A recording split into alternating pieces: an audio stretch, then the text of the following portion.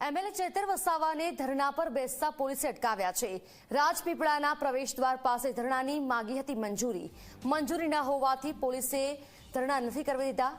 ચેતર વસાવાએ કહ્યું કે હું માત્ર આવેદનપત્ર આપવા જાઉં છું। મુખ્યમંત્રીએ ચેતર વસાવાએ પત્ર લખ્યો હતો। મુખ્યમંત્રીએ પત્ર લખ્યો અને ધરણા કરવા જતાં પોલીસે તેમને અટકાવ્યા છે। લાખોના કામો અધિકારીઓએ બારોબાર એજન્સીઓને આપ્યા છે। તે જ મુદ્દે રજૂઆત કરવાની હતી। જનપ્રતિનિધિ સાથે ચર્ચા કર્યા વિના કામો અપાયા છે। આ તમામ મુદ્દે પત્ર લખવામાં આવ્યો છે અને ધરણા કરવા જતાં ચેતર વસાવાને અટકાવવામાં આવ્યા। નહીં બેઠા નથી પણ લખીને આપેલું છે ને આપણે મુખ્યમંત્રી બેઠો છું કે કલેક્ટર ઓફિસ અમે વિચારીશું।